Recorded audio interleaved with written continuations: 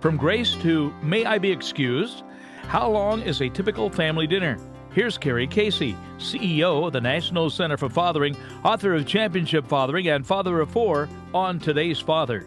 You've heard how kids benefit from family dinners, including better grades, healthier body weight, reduced chance of alcohol and cigarette use, stronger relationships with you, the parent, and better overall mental health. Some recent research reported in the Wall Street Journal looked at how long that dinner time needs to be for it to be positive. And that's a natural question, right? In today's world, a family can chow down and be on their way to the next activity in 10 minutes. And sometimes that's the only option.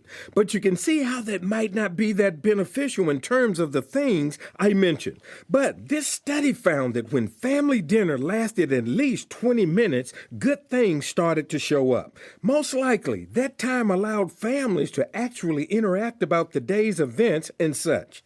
Plates are full. There's a sense of togetherness. Mom and dad take a breath and look around the table. And you're actually looking your kids in the eye and noticing things about them instead of exchanging a text message. So how do you really make the most of it? A few ideas. 1, protect that time. Turn off the TV, make it a no media zone, no texting or phone calls allowed. If the phone beeps, it can wait. You're doing something more important. For you, Dad, protecting the time might also mean making a bigger effort to get there on time.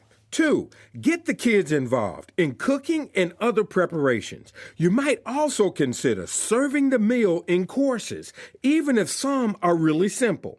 Then also, direct the conversation. I know a lot of families do the high-low game where everyone tells about the best part of their day and the most challenging part. There are other names and variations of this: roses and thorns, peak, valley and plateau, and so on. That can be a helpful routine, and I'd encourage you, Dad, to take the conversation a little deeper when possible. That's when you get into talking about values and life lessons that can be a real benefit to your kids.